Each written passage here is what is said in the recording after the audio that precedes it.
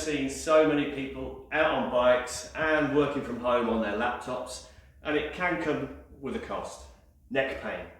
If you get yourself a road bike and maybe you're not used to cycling, and out you go, you set it up a little bit racy, you're going to be holding postures like this with your head extended so you can watch the road in front of you, and after a while you end up getting uncomfortable, you end up getting neck pain. It's the same with the laptop dropping down into these poking chin postures, and these muscles just get overloaded. And the neck, it's sensitive, and it's prone to delayed onset muscle soreness as well. Now, in this video, I just want to show you a few simple exercises to strengthen your neck. Now, not many people do neck and trapezius and dorsal muscle strengthening exercises.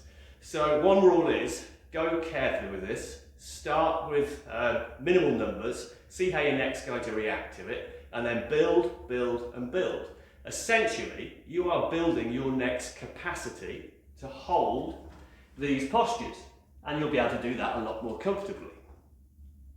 So a traditional approach to these, what people kind of think of as postural problems, has been to do a lot of stretching, particularly retraction-based stretching, where you're opening up the neck here and these sort of things against the wall. Now, it could be that there are some pain-sensitive structures at the back of the neck that you're compressing, and that may help. So yeah, it's a good idea to do some, but it doesn't really help with strength. So try this. Get yourself an old towel, fold it in half, and then fold it again. Make a strip. And this strip is really pretty good at gripping the top of your head, not the base of your neck. You want it on the top of your head here. And then go to a wall, hands on a wall. Now you can start off with a sort of retraction exercise which does stretch the neck. So I'm kind of tucking my chin in into a double chin and working back against the towel. But really, that's also an isometric exercise, so it could be termed as a strength exercise as well. And we can make it more strength orientated if you really do purposefully compress against the towel and work back against it, like this.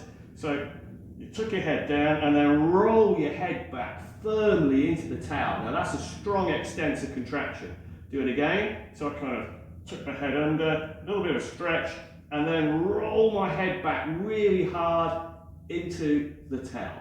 And I'd only do these in little groups of maybe 6 to 8, because as we said, the neck, if you're not used to training your neck, you don't want to overload it too soon.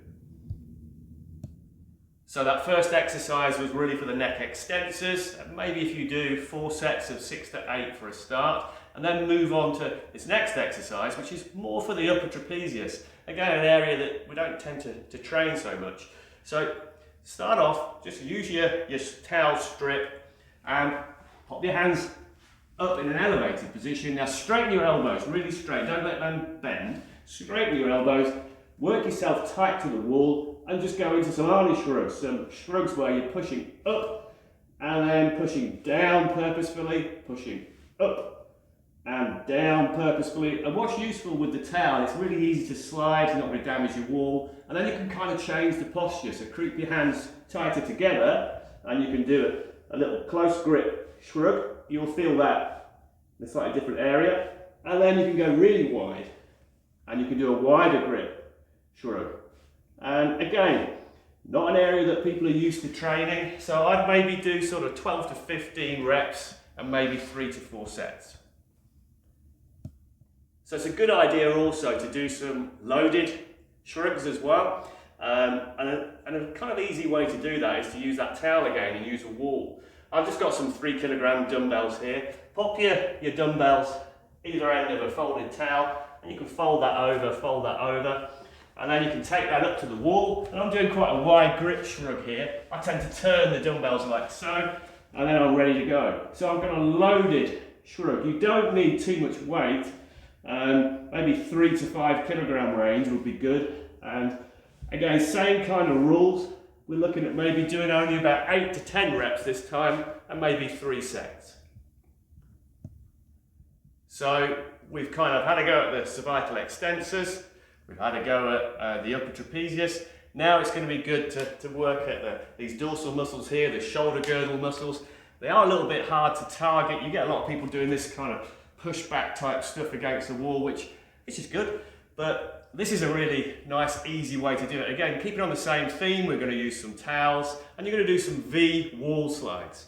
So I'm going to pop them down like so, and then I'm going to make sure that my elbows are coming down into a V as I squat down. So my elbows are tight together, my hands are out on the outside. Then I'm going to push out in that V and then come back down again, bring my elbows together. Don't let your hands get in here.